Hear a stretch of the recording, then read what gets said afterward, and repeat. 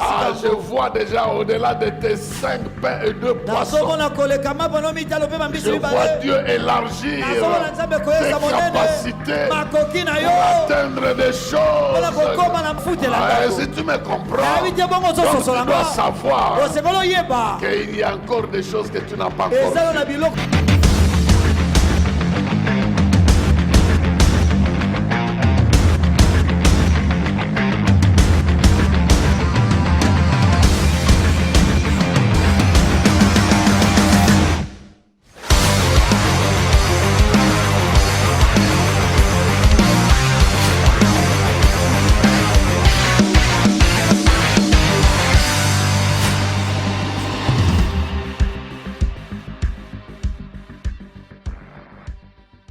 Ephésiens chapitre 3, versets 20 à 21,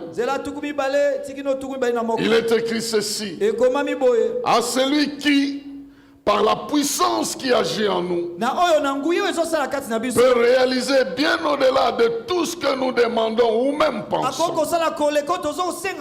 À lui soit la gloire dans l'Église et en Jésus-Christ pour toutes les générations et pour l'éternité. Le peuple de Dieu répond Amen. Amen.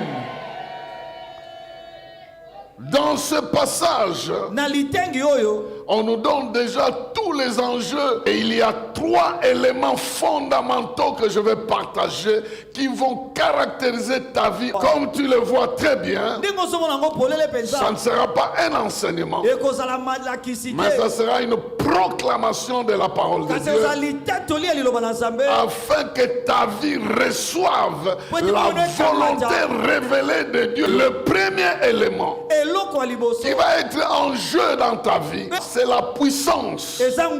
La puissance de Dieu. Donc en cette année, Dieu va exploiter sa puissance pour agir dans ta vie. Il va utiliser sa puissance pour agir dans ta vie. Déjà au niveau de la puissance,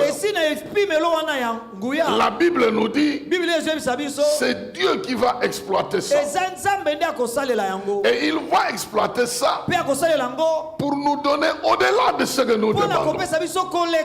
Et il va exploiter ça pour manifester sa gloire, la gloire qui est en Jésus-Christ. Donc déjà je vais te dire, ta vie est un terrain sur lequel Dieu veut commencer l'exploitation de sa puissance pour produire des choses au-delà de tes demandes et de tes pensées. Imaginez-vous, on vous dit ce terrain ici, on veut exploiter ce terrain pour produire de l'or, des minéraux. On a choisi ce terrain pour exploiter de l'or ou de... Qu'est-ce qui va se passer sur ce terrain? Des grands engins vont venir, des grands moyens seront dépensés, beaucoup de gens vont visiter cet endroit parce qu'il y a de l'exploitation de quelque chose qui va affecter le monde. Maintenant, moi je viens te dire, Dieu décide que ta vie devient un terrain d'exploitation. Tu n'as pas encore compris ce qui va se passer. L'exploitation, pas de n'importe quoi, de sa puissance qu'il a cachée en toi. Il a caché une puissance en toi et le temps est venu pour qu'il exploite ça. Je veux te donner un exemple pour que tu comprennes comment il a exploité ça dans la vie de Jésus, pour que tu comprennes les enjeux tel il est, tel tu es aussi. Tel qu'il a fait pour lui, tel il va le faire aussi pour toi. Et quand je dis ces choses, il y a plein de prophéties attachées à ta vie, liées à ces choses que je serai en train de dire. Comment il a exploité la puissance dans la vie de Jésus? D'abord, nous lisons Ephésiens chapitre 1, verset 19 à 20 pour nous donner l'image de ce que je veux dire. Ephésiens chapitre 1, verset 19 à 20. Il est écrit ceci. Et quelle est l'extraordinaire grandeur de la puissance qu'il met en œuvre en notre faveur, à nous qui plaçons notre confiance en lui. Cette puissance, en effet, il l'a déployée dans toute sa force, en la faisant agir en Jésus-Christ. Lorsqu'il a ressuscité et l'a fait siéger à sa droite, dans le monde céleste. Donc on nous montre que ce que Dieu veut faire avec nous, il avait fait ça aussi avec Jésus.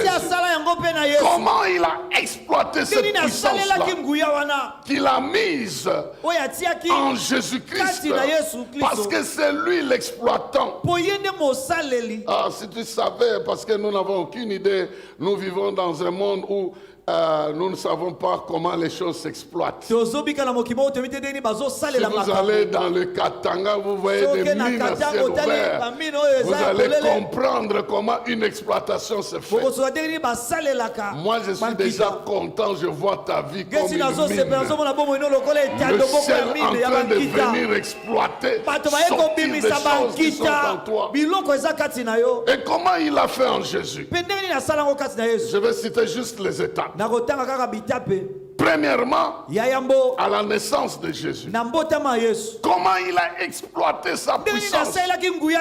À la naissance de Jésus, l'impossible est devenu possible.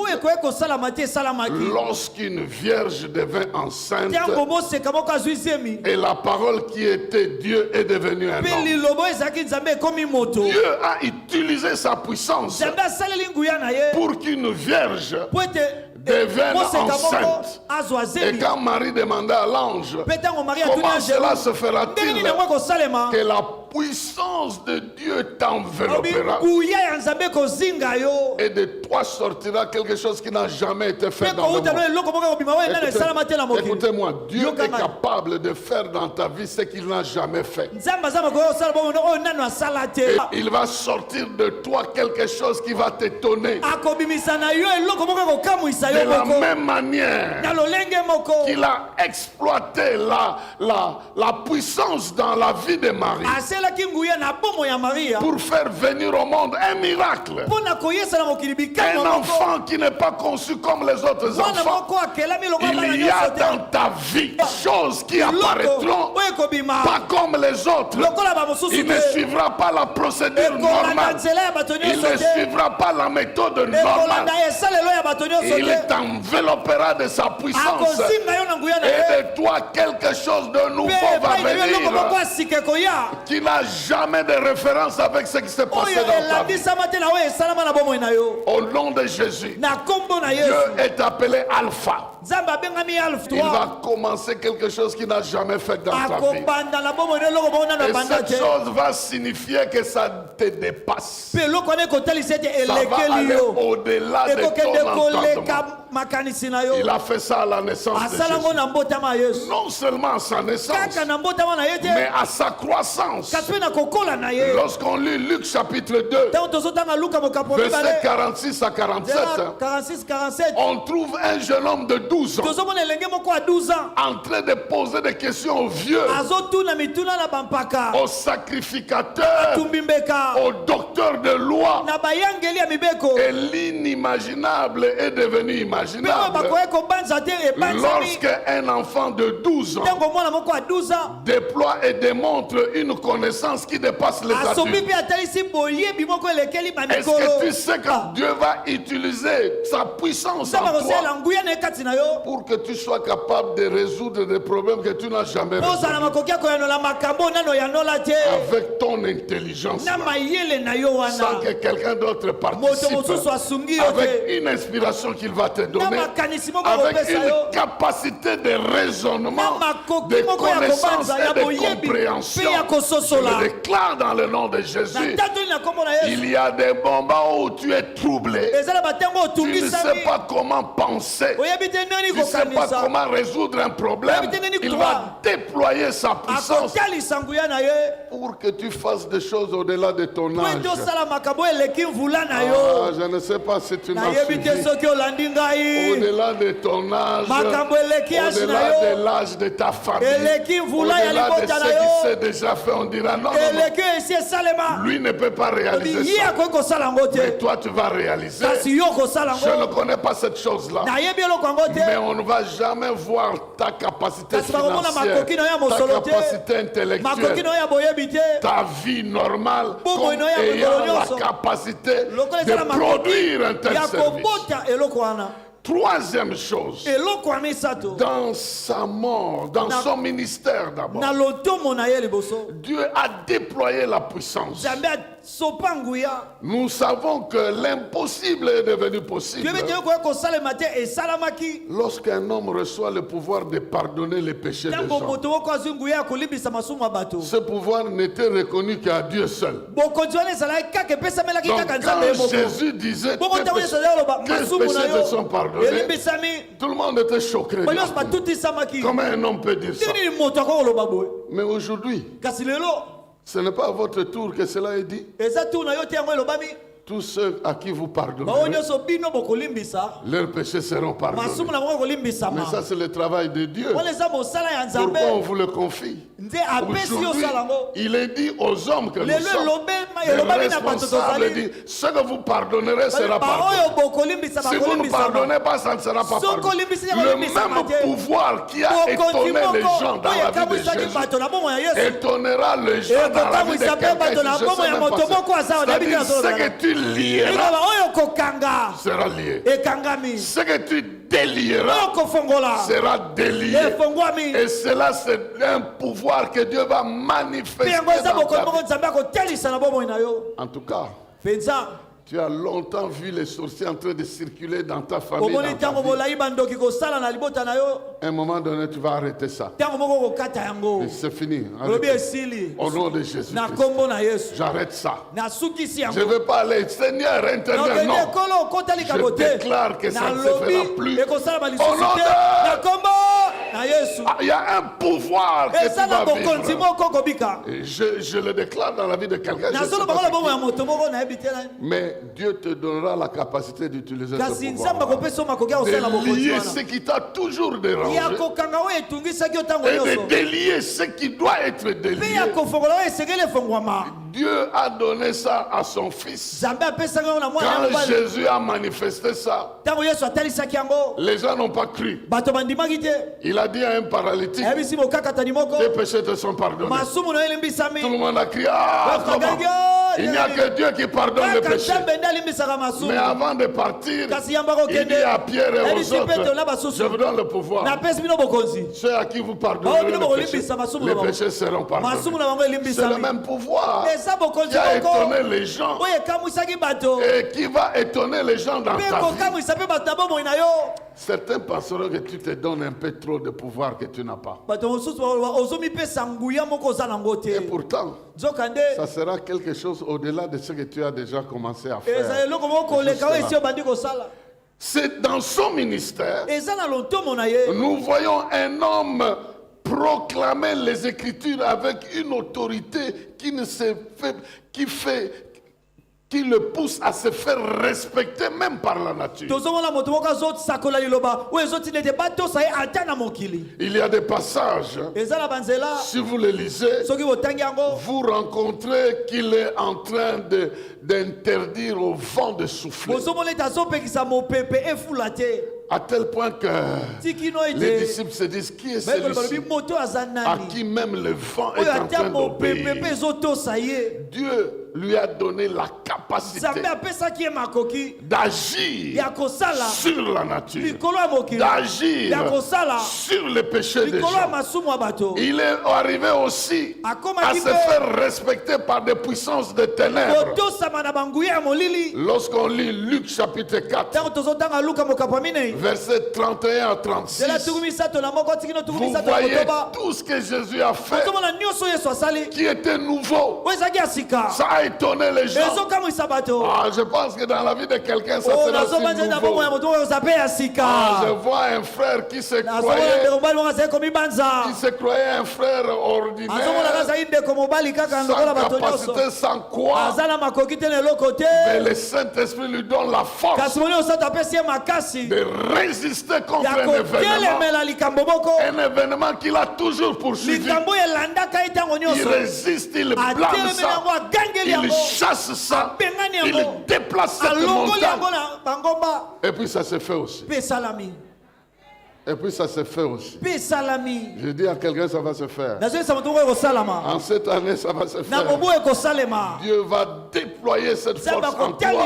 Et quand tu vas commencer à parler, certaines choses qui te résistaient ne te résisteront plus. Parce que tu es dans une saison où Dieu manifeste sa force en toi. Ça viendra, ça se manifestera.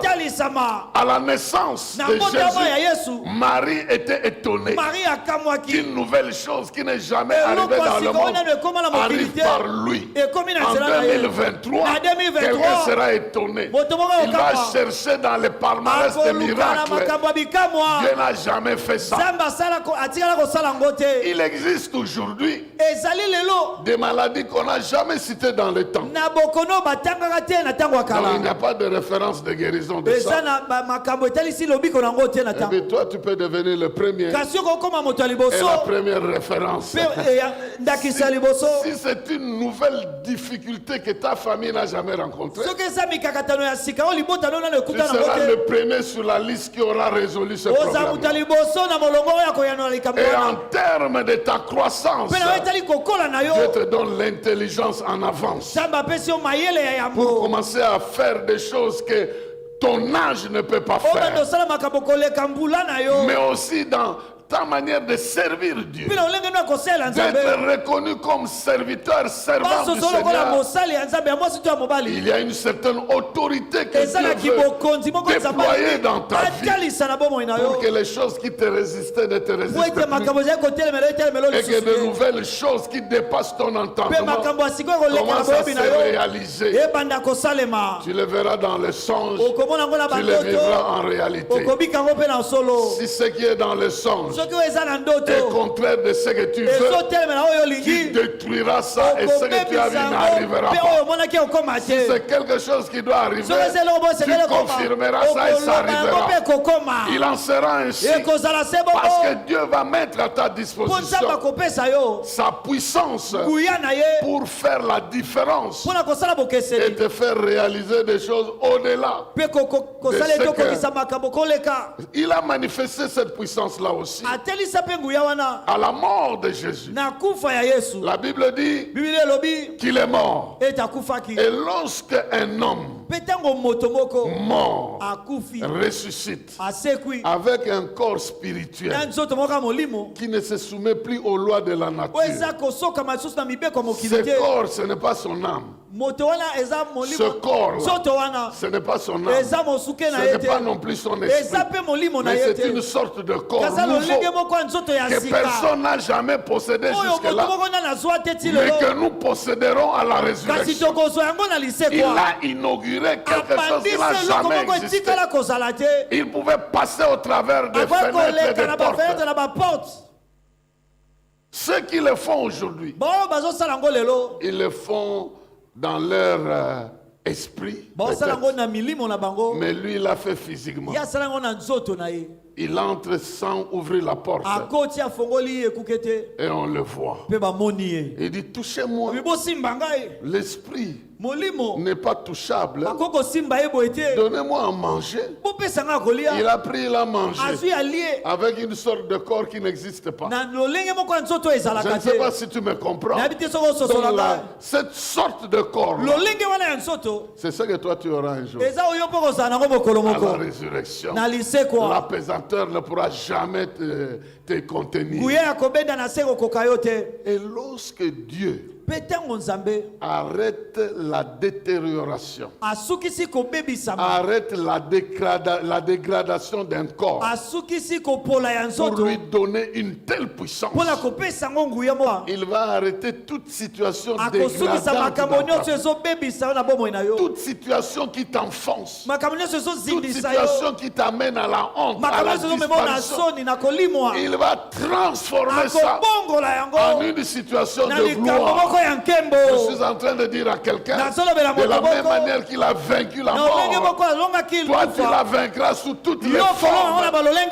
Parce que les choses qui devaient te faire enterrer serviront de moyens pour que Dieu manifeste sa gloire dans ta vie. Je ne sais pas ce qui t'a enterré jusque-là. Je ne sais pas comment le diable a programmé pour te faire disparaître. Mais il y a rien qui va se détériorer dans ta vie. Ta santé va rester ferme. Tes affaires vont rester fermes. Ta famille va rester ferme. Et tout ce que tu entreprends restera ferme. Ça ne va pas descendre dans la détérioration.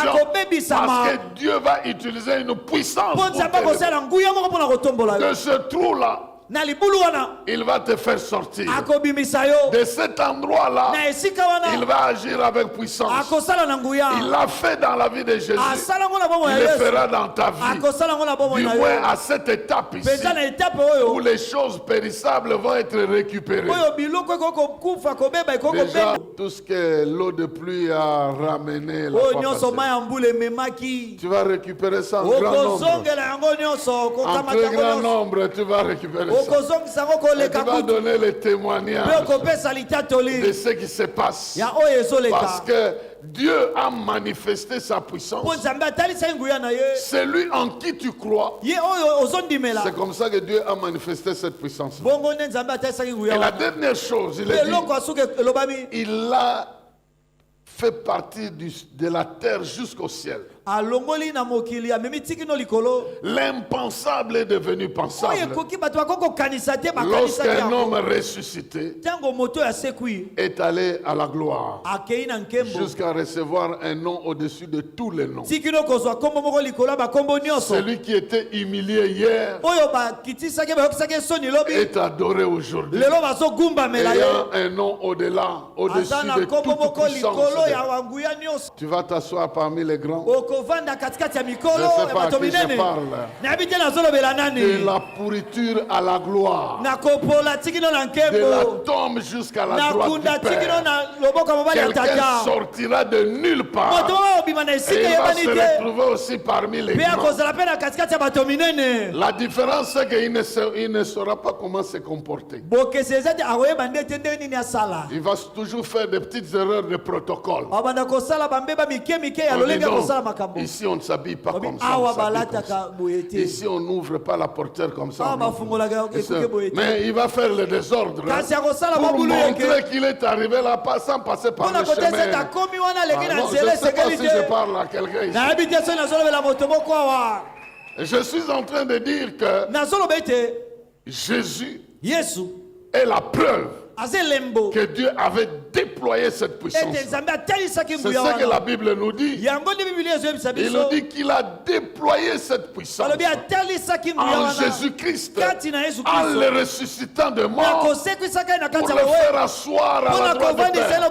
Donc cette puissance qu'il veut utiliser dans ta vie, il a déjà utilisé ça en Jésus. Et ça a fait de preuves. Et pas n'importe quelle preuve. Il est allé jusqu'à la droite du Père. Mais toi, tu ne vas pas aller jusqu'à là, tu vas te retrouver parmi des gens influents et importants.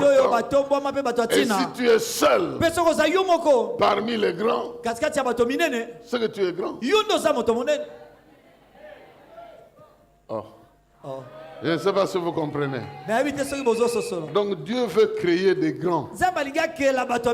Et il va ajouter autour de d'autres personnes. Je vais vous le dire à un autre moment. Mais jusque-là, j'étais en train de dire qu'un des facteurs, c'est la puissance. Dieu va déployer sa puissance. Déjà à partir de maintenant où je parle. Maintenant là, il y a des choses qui t'inquiétaient quand tu es entré ici. Ça va être pulvérisé par la puissance de Dieu. Parce que Dieu va déjà te donner la paix pour te dire que ça ne va plus te faire pleurer comme par le passé. Parce que je vais utiliser une puissance qui te dépasse dans ton entendement. Donc, la première chose, il y aura une puissance. Et cette puissance sera exploitée par ton Père qui est dans le ciel. Et ta vie deviendra comme un terrain sur lequel il va exploiter, démontrer cette puissance. La deuxième chose importante à comprendre, ce sont tes demandes et tes pensées. Tu as des demandes et tu as une manière de réfléchir. En fait, de la même manière que les choses visibles viennent du monde invisible, de la même manière, toi aussi tu as deux parties. Tu as une partie invisible et tu as une partie visible. Dans une partie invisible, il y a tes pensées. Dans la partie visible, il y a tes besoins.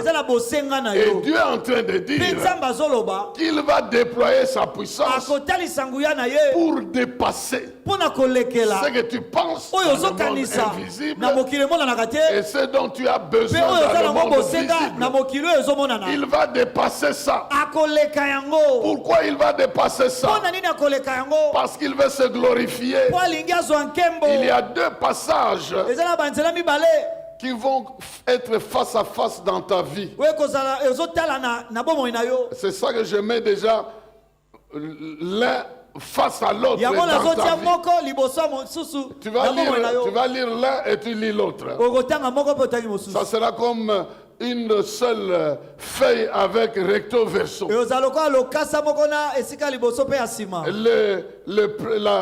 premier texte, c'est le verset 23 et 24 de Jean chapitre 16. Jean 16, 23 24. Surtout le verset 24. Mais le verset 23 dit ceci. Quand ce jour viendra, vous ne me poserez plus aucune question. Oui, vraiment, je vous l'assure. Tout ce que vous demanderez au Père à mon nom, il vous l'accordera. Jusqu'à présent, vous n'avez rien demandé à mon nom. Demandez et vous recevrez pour que votre joie soit complète. Maintenant, à côté de ça, il y a Éphésiens chapitre 3, verset 20. À celui qui peut faire, par la puissance qui agit en nous, infiniment plus que tout ce que nous demandons. Voyez ces deux versets ici. L'un dit jusque-là, vous n'avez encore rien demandé. Demandez. Et l'autre vous dit, il va faire au-delà de ce que vous demandez. Et je suis venu comme un prophète de 2023 dans la vie de quelqu'un. Jusque-là, il y a des choses que tu n'as jamais demandées, que tu n'as jamais vues. Mais Dieu est préparé à te faire entrer dans l'au-delà. Ce n'est pas l'au-delà du ciel. Il y a l'au-delà de tes pensées, l'au-delà de tes demandes. Il veut te faire entrer là-bas. Il veut te faire entrer parce qu'il sait que ta joie n'est pas encore complète. Voilà pourquoi il veut il veut exploiter sa puissance au maximum pour que tes besoins soient remplis et même dépassés. Nos demandes ou nos prières viennent de nos besoins et de notre imagination. Les besoins sont passagers. C'est vraiment terrestre pour la plupart. Nos pensées aussi sont limitées par notre connaissance et par nos expériences. Donc il y a des choses que nous demandons parce que nous en avons besoin. Et nous connaissons que Dieu peut nous donner. Mais il y a des choses que nous ne connaissons pas, que nous n'avons jamais expérimenté. Dieu promet que lorsque nous l'invoquons, il peut nous ouvrir l'intelligence pour accéder aux choses que nous ne connaissons pas, aux expériences nouvelles et aux choses auxquelles nous sommes étrangers. Invoque-moi, je te répondrai, je t'annoncerai des choses cachées que tu ne connaissais pas. Et lorsque tu m'invoques, je vais même aller au-delà de choses que tu cherches et des choses auxquelles tu penses. Moi je pense, quelqu'un va entrer dans l'au-delà des demandes de son imagination. Dieu va te faire entrer au-delà de ce que tu penses. Comme il a dit à Salomon, je vais aussi te donner des choses que tu n'as pas demandées. Il y a des choses que tu auras, mais en quantité et en qualité, il va dépasser cela. Il va dépasser cela. Je dis bien, il va dépasser cela. Il y a un au-delà de ton salaire. Il y a un au-delà de ton capital. Il y a un au-delà de ton loyer, il y a un au-delà de ton mariage, il y a un au-delà de tes enfants, il y a un au-delà de ton travail, il y a un au-delà de ta promotion, il y a un au-delà de ta vie. Mais Dieu va te faire introduire dans des choses auxquelles tu n'as jamais imaginé et pour lesquelles tu n'as même pas pensé. Il en sera ainsi au nom de Jésus-Christ. Pourquoi? Parce qu'il en a décidé ainsi. Bien-aimé dans le Seigneur, il y a 3 éléments dont je parle. Il y a la puissance que Dieu va exploiter en réfléchissant que tu as un terrain sur lequel Dieu veut faire l'exploitation de sa puissance. Alors dès que tu as un problème, tu réfléchiras en termes, donc maintenant Dieu veut exploiter la puissance qu'il a mise en moi pour résoudre ce problème. Alors je vais l'invoquer pour qu'il puisse élargir mon intelligence. Une chose importante que vous devez savoir, parce que plusieurs choses nous viennent par la foi, c'est que tes pensées, imagine, tu vas le recevoir. Si tes pensées se bloquent devant une vérité, ta vie en sera privée. Mais si tu peux dans tes pensées saisir ça, alors il y aura une opportunité dans ta vie. C'est ça la vie par la foi. Dès que j'ai un problème matériel, je réfléchis que Jéhovah Jireh va intervenir maintenant pour me donner la solution à ce problème. Je ne sais pas comment ça viendra. Si j'ai la responsabilité, il va me révéler ce que je dois faire. Sinon, il trouvera un moyen pour résoudre ça. Quand je réfléchis comme ça, je vais vivre exactement ce que je veux faire. C'est très important de réfléchir de cette manière. Mais si j'ai un problème, je commence à chercher les gens capables de m'aider. Je ne le trouve pas. Je serai exactement comme Adam dans le jardin d'Éden, cherchant sa femme, en train de donner le nom à toute la création. Il ne va pas la trouver.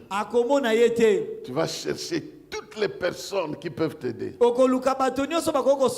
vas pas le trouver parce que celui qui est disposé avec la puissance qu'il faut, il est là. Et si tu lui fais confiance, alors en ce moment, il va te révéler par où tu peux passer pour agir. Je pense que je parle à quelqu'un. Et quelqu'un est en train de comprendre que Dieu va t'amener au-delà. Tu as souvent réfléchi par rapport à ton salaire. Tes calculs, c'est par rapport à ton salaire. Tes décisions, c'est par rapport à ton salaire. Mais l'Esprit de Dieu vient te dire, tu dois aussi faire ça, tu dois aussi faire ça. Tu regardes, non, je ne serai pas face, je ne serai pas faire ça. Parce que tu réfléchis par rapport à ce que tu as. Mais il veut t'amener au-delà de ça. Lorsque tu diras oui, je peux aller là-bas, alors il va multiplier ce que tu as pour te faire arriver là où tu ne sais pas arriver avec tes propres moyens. C'est ce qu'il m'a dit qu'il va faire avec quelqu'un. Et si quelqu'un est là, il comprend que Dieu va t'amener sur ce chemin. Donc, tu ne dois plus commencer à réfléchir trop par rapport à ce que tu vois, mais par rapport à ce qu'il te dit que tu peux faire, à ce qu'il te dit que tu peux réaliser. Parce que lorsque tu acceptes, alors il déploie sa puissance pour que tu puisses en arriver là. Ah, je vois déjà au-delà de tes 5 pains et 2 poissons. Je vois Dieu élargir tes capacités pour atteindre des choses. Derrière ton loyer, il y a une maison que tu vas acheter. Ah, je ne sais pas si tu comprends ça. Derrière le loyer que tu payes, il y a une capacité plus grande que ça. Ça va t'ouvrir d'autres moyens pour que, de la même manière que tu payes un loyer, tu puisses aussi payer une maison avec une bénédiction beaucoup plus puissante que celle du loyer. Ah, si tu me comprends, donc tu dois savoir qu'il y a encore des choses que tu n'as pas encore vues. Avec Dieu, il veut que tu ailles de là. Il t'amène au-delà. C'est-à-dire, si tu roulais sur vélo, il veut te prendre sur une moto. Si tu roulais sur une moto, il veut te prendre dans un véhicule. Si tu roulais dans un véhicule, il veut t'amener dans un avion. Si tu montais dans un petit porteur, il veut t'amener dans un grand bazar. Si tu étais dans un grand avion, il veut t'amener dans une fusée. Donc il veut te faire quelque chose que tu n'as pas encore connu, qui te dépasse.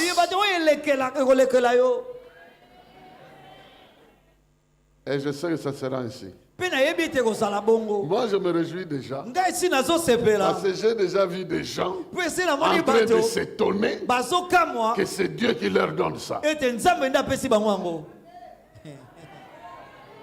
Avec des briques d'argent comme ça. Ce n'est pas la magie. C'est arrivé comment? Des briques, des briques, des briques. Bon, maintenant, moi, j'étais curieux de savoir c'est quel mec qui manipule les briques. Je n'ai pas vu, j'ai vu seulement des briques. Alors je demande à Dieu, l'une de ces mains-là, c'est pas moi là. Il dit non, toi tu ne dois pas. Toi tu regardes simplement parce que ça va arriver dans la vie des gens. Et puis j'ai vérifié. C'est pas de 200 francs. Ce n'est pas de 500 francs. Ce n'est pas de 1000 francs. Ce n'est pas de 20 000 francs. Ce n'est pas 5 dollars. Ce n'est même pas 10. Ce n'est même pas 50. L'autre billet là. L'autre là.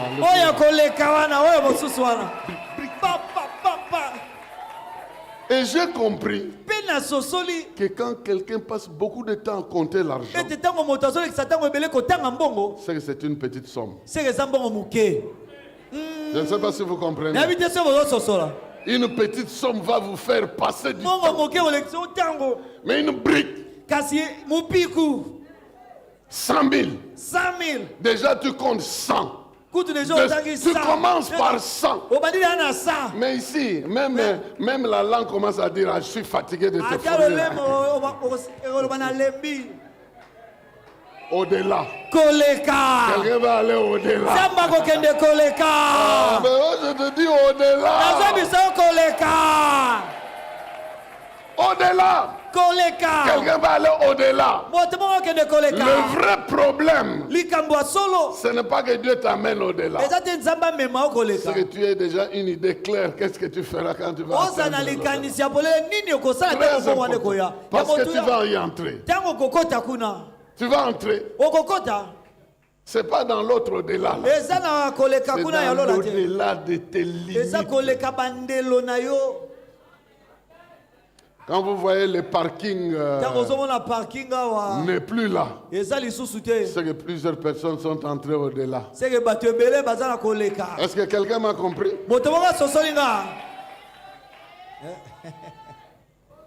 Quand quelqu'un commence à avoir des problèmes avec la thésaurisation, thésauriser, donc garder l'argent chez lui à la maison, c'est qu'il est entré au-delà. Il commence à garder beaucoup d'argent chez lui. Il commence à avoir peur. Mais amène à la banque.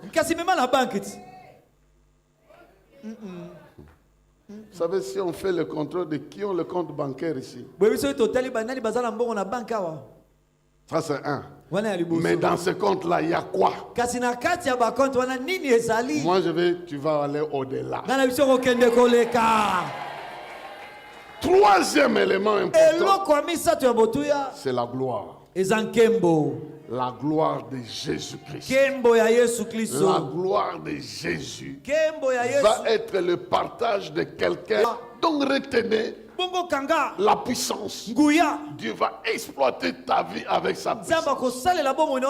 Les besoins, tes demandes et tes pensées seront dépassés. Dieu va t'amener au-delà de ces pensées. Troisièmement, il y aura un phénomène de la gloire de Dieu. Parce qu'il est écrit, voilà ce qui est écrit, à celui qui, par la puissance qui agit en nous, peut réaliser bien au-delà de ce que nous demandons. À lui, la gloire dans l'église, en Jésus-Christ, et pour les générations à venir. À lui la gloire.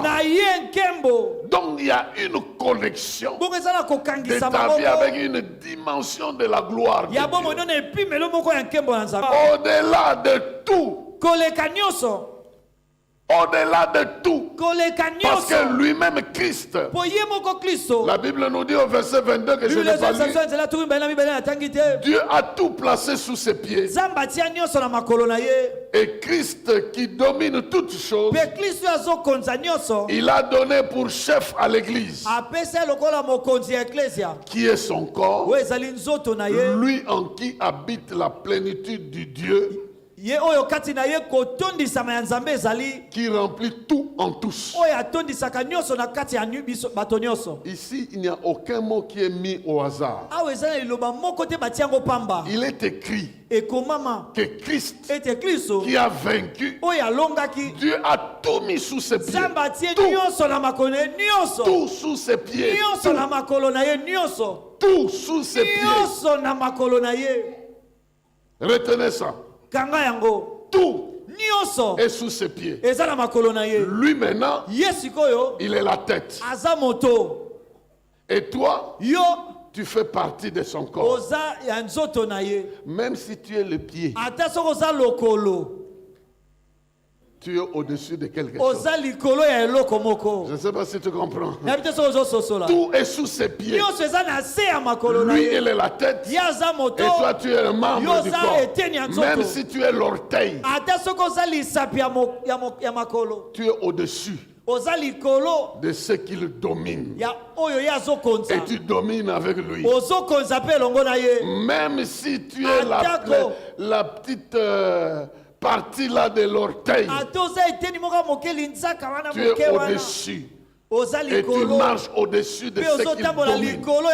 Voilà pourquoi je viens dire à quelqu'un que Dieu a fait de ce Christ-là la tête d'un corps spirituel. Tous ceux qui entrent en Christ font partie de ce corps-là.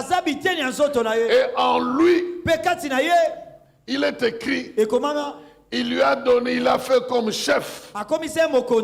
Lui en qui habite la plénitude de Dieu. Lui qui est la tête.